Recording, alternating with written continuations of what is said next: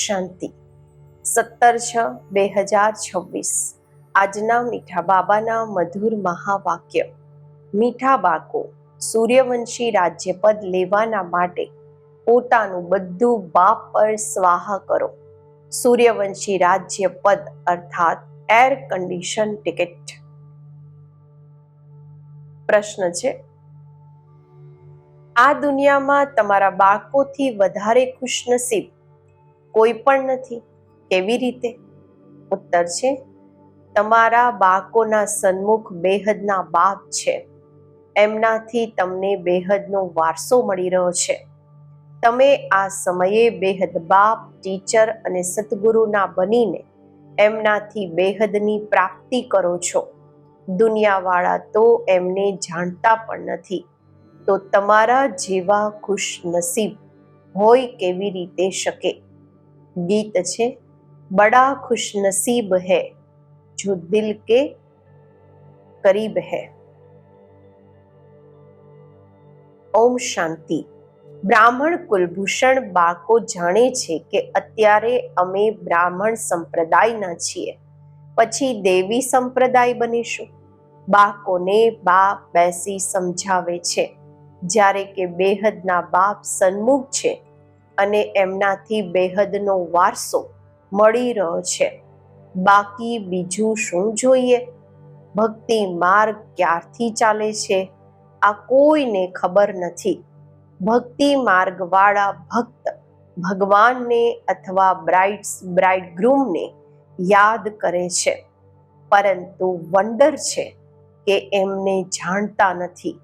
એવું ક્યારેય જોયું કે સજની સાજનને ન જાણે? સ્ત્રી પોતાના પતિને ન જાણે? નહીં તો યાદ કરી જ કેવી રીતે શકશે? ભગવાન તો બધાના બાપ થયા. બાળકો બાપને યાદ કરે છે, પરંતુ ઓળખ વગર યાદ કરવા બધું વ્યર્થ થઈ જાય છે. એટલે યાદ કરવાથી કોઈ ફાયદો નથી નીકળતો. યાદ કરતા કોઈ પણ એ લક્ષ્ય ઉદ્દેશ્યને પામતા નથી. ભગવાન કોણ છે, એમનાથી શું મળશે, કંઈ પણ નથી જાણતા. આટલા બધા ધર્મ, ક્રાઇસ્ટ, બૌદ્ધ વગેરે પ્રિસેપ્ટર, ધર્મ સ્થાપક કરવાવાળા એમને એમના ફોલોઅર્સ યાદ કરે છે, પરંતુ એમને યાદ કરવાથી અમને શું મળે છે કંઈ પણ ખબર નથી. એનાથી તો જિસ્માની શારીરિક ભણવાનું સારું છે. જિસ્માની ભણવાનું ભણતર એ સારું છે. લક્ષ્ય ઉદ્દેશ્ય તો બુદ્ધિમાં રહે છે. બાપથી શું મળે છે, ટીચરથી શું મળે છે અને ગુરુથી શું મળે છે, આ બીજું કોઈ પણ નથી સમજી શકતા. તમે અહીંયા બાપના, પછી ટીચરના, પછી સદગુરુના બનો છો. બાપ અને ટીચરથી ગુરુ ઉચ્ચ થાય છે. બાપ અને ટીચરથી પણ ઊંચા ગુરુ છે. અત્યારે તમને બાળકોને નિશ્ચય થયો કે અમે બાપના બન્યા છીએ. બાબા અમને 5000 વર્ષ પહેલાની જેમ આવીને સ્વર્ગના માલિક બનાવે છે, અથવા શાંતિધામના માલિક બનાવે છે.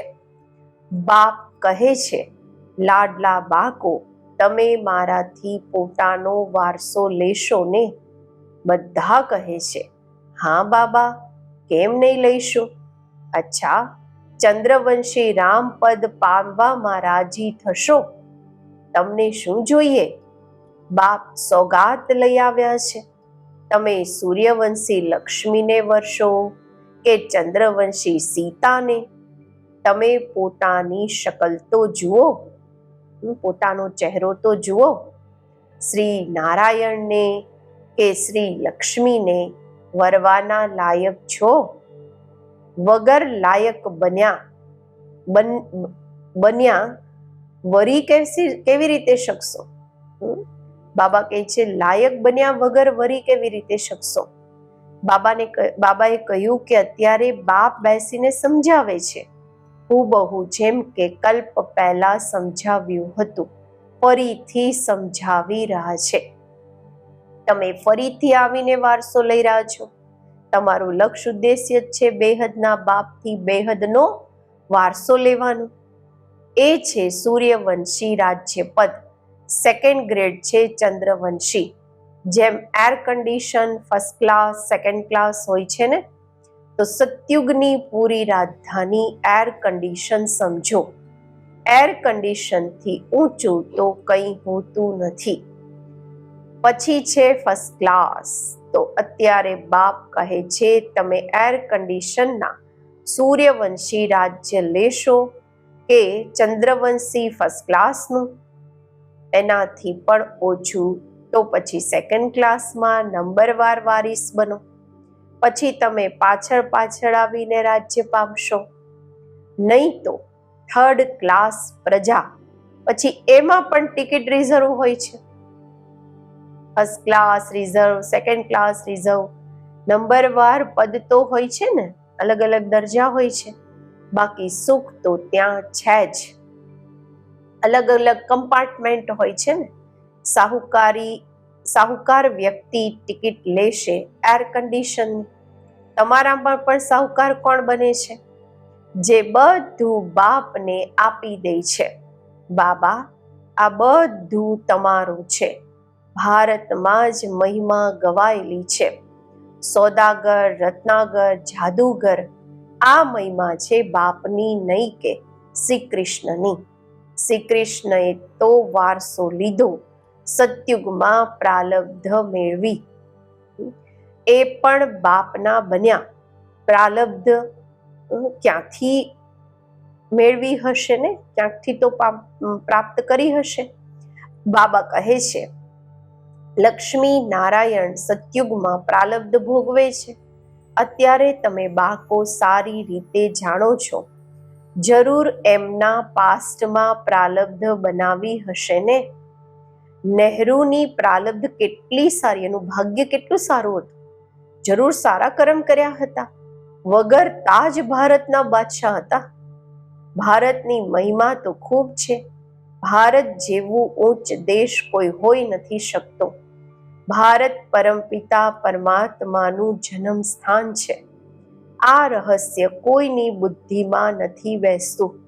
પરમાત્મા જ બધાને સુખ શાંતિ આપે છે. અડધા કલ્પના માટે ભારત જ નંબર 1 તીર્થ સ્થાન છે. પરંતુ ડ્રામા અનુસાર એક બાપને ભૂલવાથી સૃષ્ટિની હાલત કેવી થઈ ગઈ છે. એટલે શિવ બાબા ફરીથી આવે છે. નિમિત્ત તો કોઈ બને છે ને. અત્યારે બાપ કહે છે અશરીરી ભવ. પોતાને આત્મા નિશ્ચય કરો. હું આત્મા કોની સંતાન છું આ કોઈ જાણતું નથી. વંડર છે ને. કહે પણ છે ઓ ગોડ ફાધર, રહેમ કરો, દયા કરો. શિવ જયંતી પણ મનાવે છે. પરંતુ તે ક્યારે આવ્યા હતા કોઈને ખબર નથી.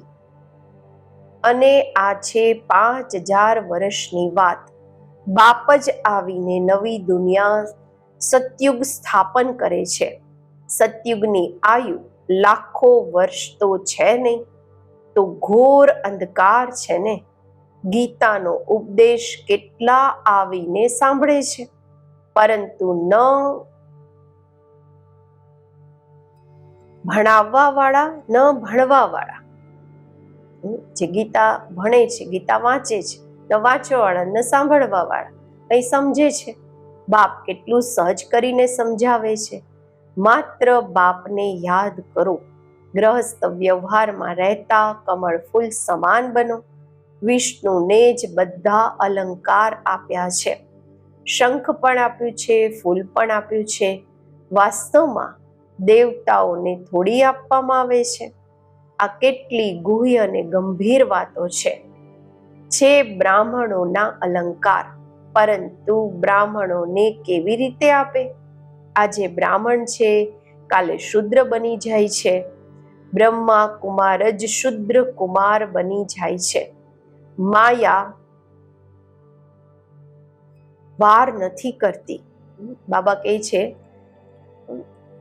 બ્રહ્માકુમાર ને શુદ્રકુમાર બની જાય છે. માયા થોડી પણ વાર નથી કરતી, મોડું નથી કરતી. જો કોઈ ગફલત કરી, બાપની શ્રીમત પર ન ચાલ્યા, બુદ્ધિ ખરાબ થઈ, માયા સારી રીતે થપ્પડ મારીને મોઢું ફેરવી દે છે. મનુષ્ય ગુસ્સામાં કહે છે ને, થપ્પડ મારીને મોઢું ફેરવી દઈશ.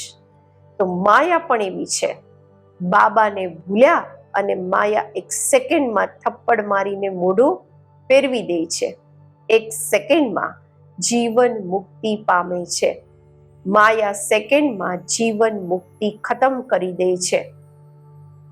કેટલા સારા સારા બાળકોને માયા પકડી લે છે, જુએ છે ક્યાં ગફલતમાં છે તો ઝટ થપ્પડ લગાવી દે છે. બાપ તો આવીને જૂની દુનિયાથી મોઢું ફેરવે છે. બાબા કહે છે, લૌકિક બાપ કોઈ ગરીબ હોય છે, જૂની ઝૂંપડીમાં રહે છે, પછી નવા બનાવે છે, તો બાળકોની બુદ્ધિમાં બેસી જાય છે કે બસ હવે નવું મકાન તૈયાર થશે, અમે જઈને બેસીશું, આ જૂનું તોડી દેશે. અત્યારે બાપે તમારા માટે હથેળી પર બહિષ્ટ એટલે કે સ્વર્ગ લાવ્યા છે. કહે છે, લાડલા બાળકો આત્માઓથી વાત કરે છે. આ આંખો દ્વારા તમે બાળકોને જોઈ રહ્યા છે. બાપ સમજાવે છે, હું પણ ડ્રામાના વશ છું. એવું નહીં ડ્રામાના વગર કંઈ કરી શકું છું, નહીં. બાળકો બીમાર પડે છે, એવું નહીં હું ઠીક કરી દઈશ, ઓપરેશન કરવાથી છોડાવી દઈશ, નહીં.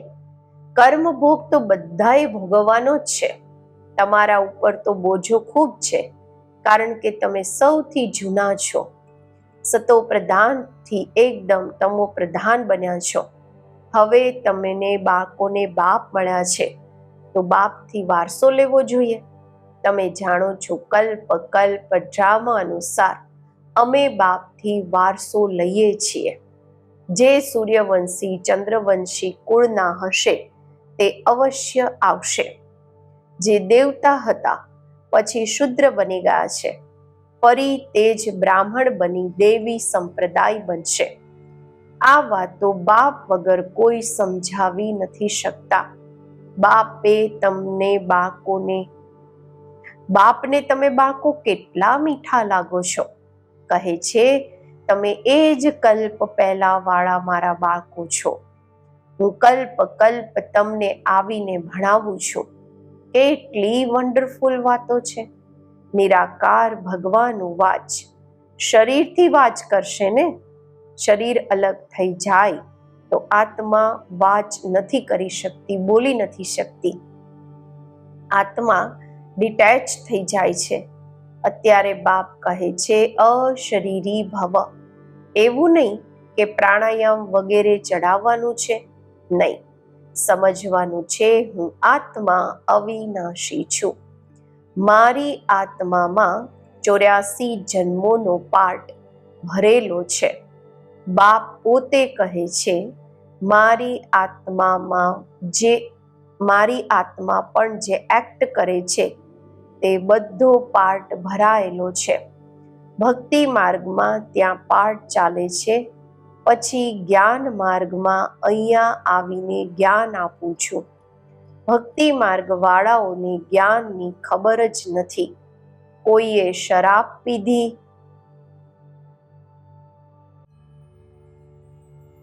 તો ટેસ્ટ કેવી રીતે ખબર પડશે? જે શરાબ પીવે એને ખબર પડે ને કે એનો ટેસ્ટ કેવો છે. જ્ઞાન પણ જ્યારે લે ત્યારે ખબર પડે. જ્ઞાનથી સદગતિ થાય છે તો જરૂર જ્ઞાન સાગર જ સદગતિ કરી શકે છે. બાપ કહે છે, હું સર્વના સદગતિ દાતા છું. સર્વો દયા લીડર છે ને. કેટલા અલગ અલગ પ્રકારના છે. બાબા કહે છે, વાસ્તવમાં તો સર્વ પર દયા કરવા વાળા એ બાપ છે. બાપથી કહે છે, હે ભગવાન રહેમ કરો, તો બધા પર રહેમ તે કરે છે. બાકી બધા છે હદના દયા કરવા વાળા. બાપ તો આખી દુનિયાને સતો પ્રધાન બનાવે છે. એમાં તત્વ પણ સતો પ્રધાન બની જાય છે. આ કામ જ છે પરમાત્માનું. તો સર્વ દયાનો અર્થ કેટલો મોટો છે. એકદમ બધા પર દયા કરી લે છે.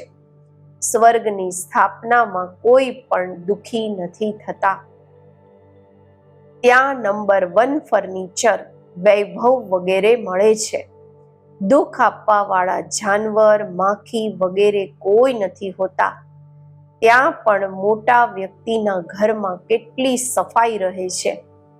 ક્યારેય તમે માખી નહીં જોશો. કોઈ મચ્છર વગેરે ઘૂસી ન શકે. સ્વર્ગમાં કોઈની તાકાત નથી જે આવી શકે. ગંધ કરવા વાળી કોઈ વસ્તુ હોતી નથી. નેચરલ ફૂલો વગેરેની ખુશ્બુ રહે છે, સુગંધ રહે છે. તમને સૂક્ષ્મ વતનમાં બાબા શુભી રસ પીવડાવે છે. હવે સૂક્ષ્મ વતનમાં તો કંઈ છે જ નહીં. આ બધો સાક્ષાત્કાર છે. વૈકુંઠમાં કેટલા સારા સારા ફૂલ, બગીચા વગેરે હોય છે. સૂક્ષ્મ વતનમાં થોડી બગીચો રાખ્યો છે. આ બધો છે સાક્ષાત્કાર. અહીંયા બેઠા તમે સાક્ષાત્કાર કરો છો. ગીત પણ ખૂબ ફર્સ્ટ ક્લાસ છે. તમે જાણો છો અમને બાપ મળ્યા છે, બીજું શું જોઈએ? બેહદના બાપથી બેહદનો વારસો લો છો તો બાપને યાદ કરવા જોઈએ. બાપની મત પ્રખ્યાત છે. શ્રીમતથી અમે શ્રેષ્ઠથી શ્રેષ્ઠ બનીશું. બાકી છે બધાની આસુરી મત. એટલે તે જાણતા નથી કે સતયુગમાં હંમેશા સુખ હતું. લક્ષ્મી નારાયણનું રાજ્ય હતું. નાનપણમાં એ જ રાધા કૃષ્ણ છે.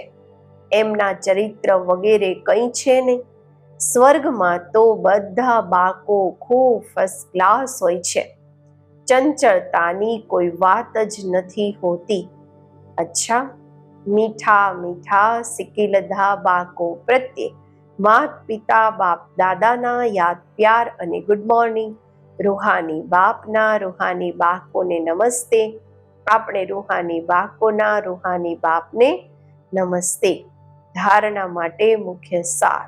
પહેલું છે, જ્યારે આ જૂની દુનિયાથી મુખ ફેરવી લીધું તો પછી એવી કોઈ ગફલત નથી કરવાની જે માયા પોતાની તરફ મુખ કરી લે. શ્રીમતની અવજ્ઞા નથી કરવાની. બાબા કહે છે બાપથી પૂરો વારસો લેવાનો છે. બીજું, બાપ પર પોતાનું બધું સ્વાહા કરી પાક્કા વારીસ બની સતયુગી એર કન્ડિશનની ટિકિટ લેવાની છે. એમ ઓબ્જેક્ટને બુદ્ધિમાં રાખી પુરુષાર્થ કરવાનો છે. આજનું વરદાન.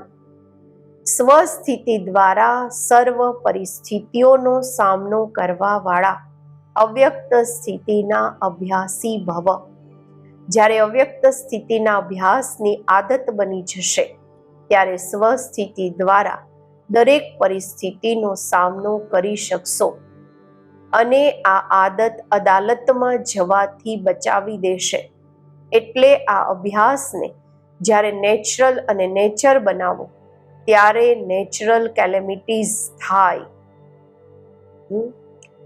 કુદરતી આપદા હોય. કારણ કે જ્યારે સામનો કરવા વાળા સ્વસ્થિતિથી દરેક પરિસ્થિતિને પાર કરવાની શક્તિ ધારણ કરી લેશે ત્યારે પડદો ખુલશે.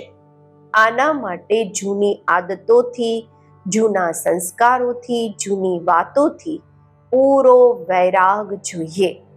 સ્લોગન છે, સ્વયંને નિમિત્ત કરનહાર સમજો તો કોઈ પણ કર્મમાં થાક નથી લાગી શકતો. માતેશ્વરીજીના અનમોલ મહાવાક્ય. મનુષ્ય લોક, દેવલોક, ભૂત પ્રેતોની દુનિયાનો વિસ્તાર. ઘણા મનુષ્ય પ્રશ્ન કરે છે, આ જે અશુદ્ધ જીવાત્માઓ જેને ઘોષ્ટ કહેવામાં આવે છે, આ સાચું છે કે કલ્પના છે અથવા વહેમ છે? એના પર આજે સ્પષ્ટ સમજાવવામાં આવે છે કે મનુષ્ય આત્મા જ્યારે વિકર્મ કરે છે તો એના અનેક પ્રકારથી સજાઓ ભોગવી અવશ્ય પડે છે. અને ભોગવવી પણ મનુષ્ય જન્મમાં જ છે, નહીં કે જાનવર, પક્ષી અને પશુ યોનિમાં. સુખ દુઃખ ભોગવવાની મહેસૂસતા મનુષ્યમાં વધારે છે, નહીં કે જાનવરોમાં. આ સૃષ્ટિ ખેલમાં મુખ્ય પાર્ટ મનુષ્યનો છે. આ જાનવર, પક્ષી વગેરે તો જેમ કે સૃષ્ટિ ડ્રામાની શોભા છે.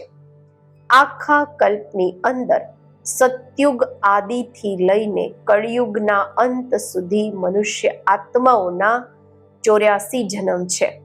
બાકી આ 84 લાખ તો જાનવર, પક્ષી વગેરેની વેરાયટી હોઈ શકે છે. અત્યારે આ બધું રહસ્ય પરમાત્મા વગર કોઈ નથી સમજાવી શકતા. આત્માઓનું નિવાસ સ્થાન છે બ્રહ્મ તત્વ, અર્થાત નિરાકારી દુનિયા. બાકી આ જાનવરોની આત્માઓ બ્રહ્મ તત્વમાં જઈ નથી શકતી. તે આ આકાશ તત્વની અંદર જ પાઠ ભજવે છે. એમનું પણ મર્જ ઇમર્જનો અને સતોરજો તમોમાં આવવાનો પાર્ટ હોય છે. એટલે પ્રકૃતિના ખૂબ વિસ્તારમાં ન જઈ પહેલા અમે પોતાની આત્માનું કલ્યાણ કરીએ, અર્થાત મન ભવ. આ અત્યારે આવે છે મનુષ્યાત્મા પર. તો જે આત્માઓ અશુદ્ધ કર્મ કરવાથી વિકર્મ બનાવે છે, તે પોતાના અશુદ્ધ સંસ્કાર પ્રમાણે જન્મ મરણના ચક્કરમાં આવીને આદિ મધ્ય અંત અર્થાત મરવાના સમયે પોતાના કરેલા કર્મોનો સાક્ષાત્કાર પામીને સૂક્ષ્મમાં સજા ભોગવે છે. આ થોડા સમયમાં અનેક જન્મોનું દુઃખ મહેસૂસ થાય છે. પછી શરીર છોડીને જઈને ગર્ભ જેલમાં દુઃખ ભોગવે છે. અને પછી સંસ્કાર પ્રમાણે એવા માતા પિતાની પાસે જન્મ લઈ ત્યાં પણ પોતાના જીવનમાં સુખ દુઃખ ભોગવે છે. આને કહેવામાં આવે છે આદિ મધ્ય અંત. પરંતુ કોઈ આત્માને જલ્દી શરીર નથી મળતું. તે આકારી રૂપમાં આ આકાશ તત્વની અંદર ઘોષ્ટ બનીને ભટકતી રહે છે. ભૂત બનીને, ઇવિલ સોલ બનીને ભટકતી રહે છે. આ પણ એક સજા છે, એટલે કે ભોગના છે. એ અશુદ્ધ જીવાત્માની સાથે કોઈનો હિસાબ કિતાબ હોય છે તો તે એમનામાં પ્રવેશ કરી એમને દુઃખ આપે છે. અર્થાત હિસાબ કિતાબ ચૂકતું કરી પછી જઈને પોતાનું શરીર ધારણ કરે છે. કોઈ જીવાત્મા તો જેમાં પ્રવેશ કરે છે એમને ખૂબ મારે પણ છે, ખૂબ કષ્ટ આપે છે. પરંતુ આ બધો હિસાબ કિતાબની અંદર ભોગનાનો પ્રકાર છે.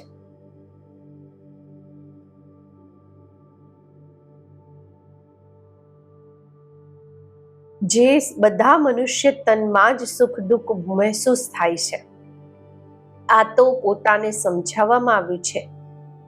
બાબા કહે છે આ તો તમને પણ સમજાવવામાં આવ્યું છે કે જે આત્મા મુક્તિધામથી આ સાકારી ખેલમાં આવે છે તે વચ્ચેથી પાછા મુક્તિધામમાં જઈ નથી શકતી, પરંતુ પોતાના કરેલા શુદ્ધ અશુદ્ધ કર્મો પ્રમાણે સંસ્કાર લઈ સુખ દુઃખના ચક્કરમાં આવે છે. બધી આત્માઓનો પુનર્જન્મ થાય છે, માત્ર એક પરમાત્માનો નથી થતો. અચ્છા, અવ્યક્ત ઇશારા છે. સદા હર્ષિત રહેવા માટે પોતાની નેચરને સરળ બનાવો અને સહનશીલ બનો. બાપ દાદાને સૌથી પ્યારા સાફ દિલ વાળા બાળકો છે. સાફ દિલ સદા બાપ દાદાના દિલ તખ્ત નશીન છે. તે વૃત્તિમાં, દ્રષ્ટિમાં, બોલમાં, સંબંધ સંપર્કમાં સરળ અને સ્પષ્ટ એક સમાન દેખાય છે. સરળતાની નિશાની છે દિલ, દિમાગ, બોલ એક સમાન. દિલમાં એક, બોલમાં બીજું. આ સરળતાની નિશાની નથી. સરળ સ્વભાવ વાળા, સદા નિર્માણ ચિત્ત, નિરંકારી, નિસ્વાર્થી હોય છે. તે સરળ ચિત્ત, સરળ વાણી, સરળ વૃત્તિ, સરળ દ્રષ્ટિ વાળા હોય છે. ઓમ શાંતિ.